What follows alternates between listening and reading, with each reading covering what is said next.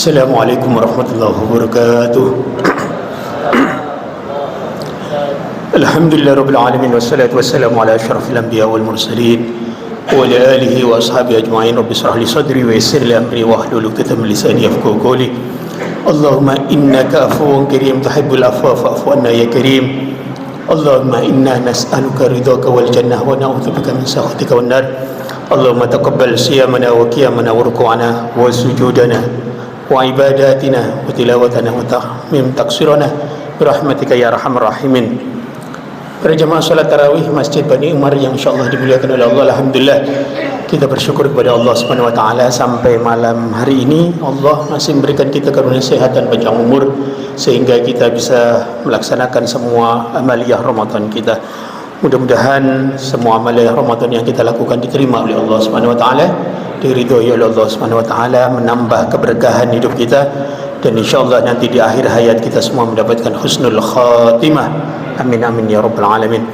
Para jemaah yang dimuliakan oleh Allah, mudik itu secara etimologi ada beberapa penjelasan. Ada pendapat yang menyebutkan mudik itu berasal dari kata dalam bahasa Jawa mulih dilik, ya. Mulih itu pulang, dilik itu sebentar. Tapi itu bukan pendapat satu-satunya soal mudik.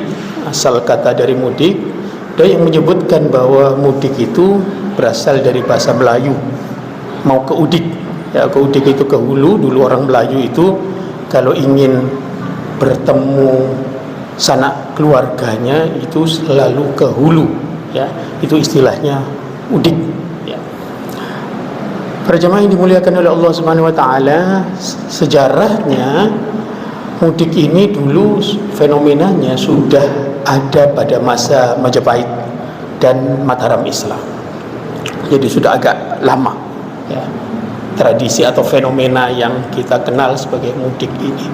Tapi kalau yang mudik dalam konteks lebaran itu baru rame, baru menjadi fenomena pada tahun 70-an ketika urbanisasi, orang-orang dari daerah memadati Jakarta, mencari penghidupan di Jakarta. Setiap kali menjelang momen Idul Fitri mereka pulang kampung. Ini kita perlu fahami sejarahnya. Para jemaah yang dimuliakan oleh Allah, sekira setahun yang lalu ada seorang ustadz yang menyebutkan bahwa, dan ini viral, ya, mudik itu tidak ada dasarnya dalam agama, ya. Mudik itu tidak ada rujukannya dalam agama. Nah, mari kita uji apa yang disampaikan oleh ustadz ini yang kemudian banyak juga mendapatkan respon dari para ahli, para ulama dan seterusnya. Kalau kita memahami atau menghukumi sesuatu dalam Islam itu harus dilakukan pengkajian yang mendalam, harus ada pembahasan yang mendalam. Tidak boleh orang per orang, ya, dengan serampangan memberikan keputusan hukum, fatwa hukum tertentu tanpa kemudian melalui proses pengkajian yang mendalam, dan akan baik kalau melibatkan ahli-ahli yang lain.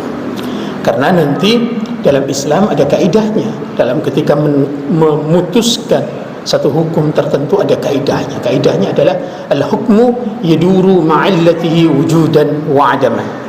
Kita menghukumi sesuatu harus kita fahami illatnya, alasannya, argumennya, sudut-sudut yang ada pada sesuatu itu sampai sejauh mana kita harus pahami. Dalam konteks mudik ini nanti kita akan temukan banyak hukumnya, tidak tunggal. Tapi kita ingin jawab dulu, apakah betul tradisi mudik itu tidak ada pada masa awal Islam, di mana Rasulullah SAW hidup bersama para sahabat dan seterusnya. Ternyata nanti ketika terjadi Fathu Makkah itu ada tradisi mudik itu. Jadi para sahabat yang hijrah ke Madinah selama 10 tahun itu ada sebagian yang tidak pulang kampung, ya, entah karena satu dan lain hal, ya. Maka kemudian momen Fathu Makkah itu adalah momen yang membahagiakan para sahabat karena mereka bisa pulang kampung. Maka itu disambut dengan gegap gempita oleh para sahabat dengan semangat yang luar biasa. Peristiwa Fathu Makkah itu yang kemudian menjadi tonggak keberhasilan dakwahnya Rasulullah SAW setelah 10 tahun di Madinah, itu karena ada momen mudik itu, momen pulang kampung. Nah, inilah yang kemudian nanti dijadikan dalil bahwa tradisi pulang kampung itu ada basis argumennya dalam sejarah. Perjamaah yang dimuliakan oleh Allah Subhanahu wa taala, maka mari kita dudukkan persoalan hukumnya. Kalau tadi disebutkan bahwa ini tidak ada rujukannya dalam sejarah, terbantah sudah. Tapi kemudian bagaimana hukumnya mudik itu? Kalau kita melihat apa yang kita jalani atau sebagian kita jalani dalam mudik itu, bisa hukumnya menjadi wajib. Kapan dia menjadi wajib? Ketika nanti orang tua kita di kampung halaman punya kerinduan yang besar kepada kita karena tidak bertemu dengan kita sekian lamanya, dan orang tua kita memerintahkan kita untuk pulang, maka pada situasi seperti itu wajib hukumnya kita mudik. Kenapa? Kaidahnya pegang ridullah fi ridul walidain wa sukhtullah fi sukhtil walidain. Ridhonya Allah ada dalam keriduan kedua orang tua kita. Murkanya Allah kita tahu semua, dalil ini ada dalam murkanya kedua orang tua kita. Ketika orang tua kita meridhoi kita melakukan sesuatu dan menginginkan, apalagi memerintahkan kita untuk melakukan itu, maka wajib hukumnya. Apapun itu, termasuk mudik, selagi perintahnya itu tidak bertentangan dengan perintahnya Allah Subhanahu wa ta'ala. Kita pahami itu persoalan.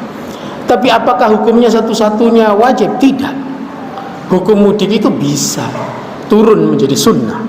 Kapan turun menjadi sunnah? Ketika kita mudiknya, niatnya orang tua tidak memerintahkan, tapi kita punya niat untuk bersilaturahim kepada sanak keluarga kita, kepada orang tua kita, meskipun mungkin sebulan yang lalu, 2 bulan yang lalu, 3 bulan yang lalu kita sudah pulang ke kampung halaman, kita pengen mudik lagi, ya nggak apa-apa, sunnah statusnya, tidak lagi wajib, turun hukumnya. Dalam konteks seperti itu kita sunnah saja melakukannya. Tapi sunnah ini bukan hukum kedua, nanti ada hukum ketiga dalam mudik itu yang sifatnya hanya mubah. Kapan menjadi mubah? Ketika mudik itu kita niatkan hanya untuk liburan saja, untuk mengisi cuti bersama di momen Idul Fitri. Kalau niatnya hanya gitu, statusnya hanya menjadi mubah saja, boleh saja, tidak lagi wajib, tidak lagi sunnah, tapi hanya mubah. Tapi bisa turun menjadi makruh, bahkan haram. Situasinya kita perlu pahami. Kapan menjadi makruh? Ketika mudik ini kita nanti membawa pengaruh-pengaruh yang tidak baik ke dalam lingkungan di mana kita menjadi tempat kelahiran kita, di kampung halaman kita bawa sesuatu yang tidak baik, tren yang tidak baik, kebiasaan yang tidak baik, statusnya kalau tidak makruh bisa haram, tinggal batas ukurannya nanti. Atau kita mudik hanya untuk kepentingannya memamerkan capaian kita, memamerkan apa yang kita punya, statusnya kalau tidak makruh maka akan menjadi haram. Masyarul muslimin, para jamaah yang dimuliakan oleh Allah Subhanahu wa taala, maka betul-betul kita harus pahami duduk persoalannya. Dalam Islam selalu hukum itu tidak bisa satu dalam konteks situasi fenomenanya seperti dalam kasus mudik ini. Kita bisa mendapatkan dalam posisi yang tinggi sekali menjadi wajib, atau di bawahnya menjadi sunnah, di bawahnya lagi menjadi mubah saja, di tengah-tengah itu, lalu kemudian bisa turun lagi menjadi makruh, bahkan menjadi haram, tergantung situasi dan niat kita, motivasi kita. Para jemaah yang dimuliakan oleh Allah Subhanahu wa taala, ini kita penting dudukkan persoalan bagaimana mudik ini bagian dari wujud bakti kita kepada kedua orang tua. Kita paham berbakti kepada kedua orang tua punya nilai yang luar biasa istimewa dalam Islam. A'udzubillahi minasyaitonir rajim. Wa'budullaha wa la tusyriku bihi syai'an wa bil walidaini ihsana. Allah Subhanahu wa taala setelah meletakkan perintah untuk menyembah kepada Allah Subhanahu wa taala dan dilarang syirik, yang berikutnya yang ditaruh paling depan untuk kita beri perhatian yang lebih adalah soal wabil walidaini ihsana. Kepada kedua orang tua kita wajib berbuat ihsan. Penting kita pahami ihsan ini sesuatu yang luas bentuknya. Ya, ragamnya luas, tergantung kebiasaan kita, tergantung kebiasaan yang dikenali di lingkungan kita, tergantung kebiasaan bagaimana orang tua kita diperlakukan. Itulah ihsan. Orang tua kita senangnya diperlakukan seperti apa, kita melakukan itu, itulah ihsan. Maka ini tidak bisa hanya formalitas.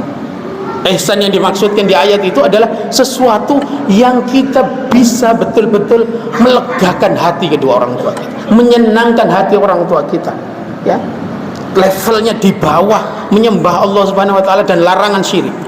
Itu ihsan kepada kedua orang tua. Apalagi kalau kedua orang tua kita sudah, kedua-duanya atau salah satunya sudah renta usianya.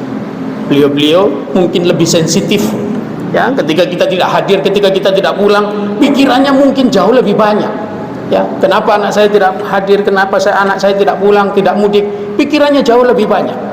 Nah, yang kayak gini ini kita betul-betul harus upayakan untuk berbuat ihsan. Kalau kita ingin mengikuti apa yang diperintahkan oleh agama, apa yang dituntunkan oleh agama, apa yang diajarkan oleh Rasulullah sallallahu alaihi wasallam. Nah, para jemaah yang dimuliakan oleh Allah Subhanahu wa taala, kita memahami juga nanti penjelasan-penjelasan dari Rasulullah sallallahu alaihi wasallam ketika Rasulullah sallallahu alaihi wasallam ditanya ayyul a'mali afdal.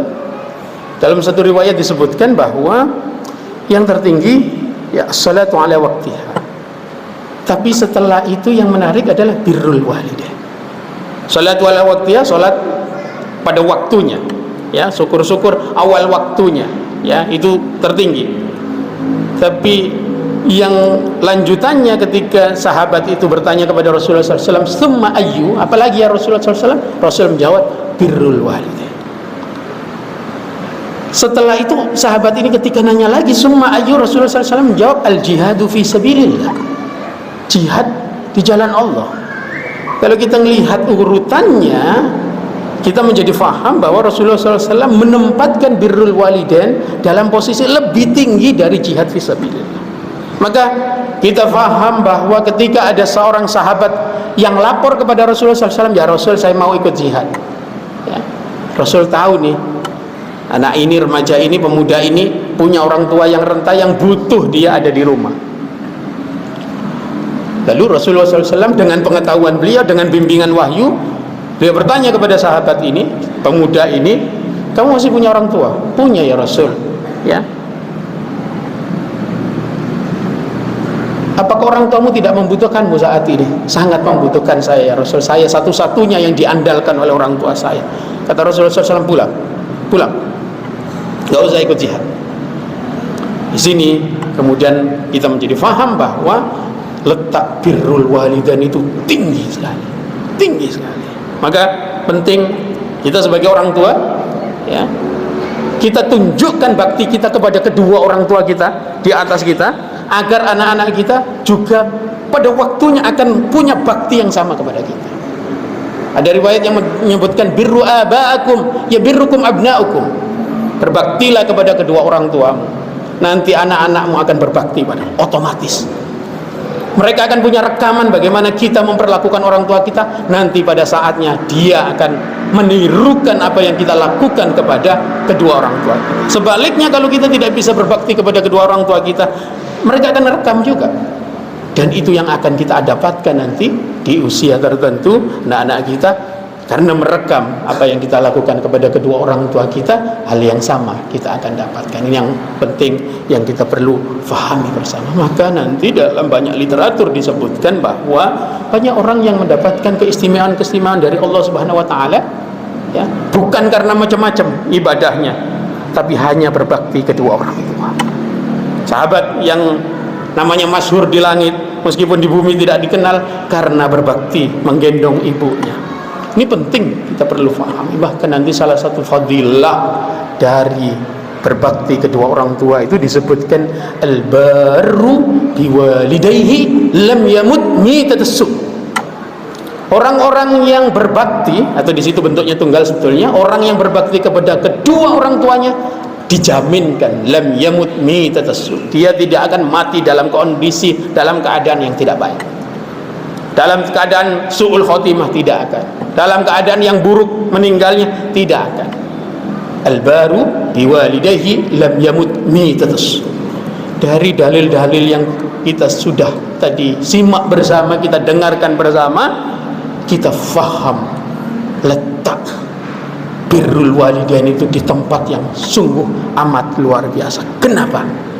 Ini yang kita harus paham.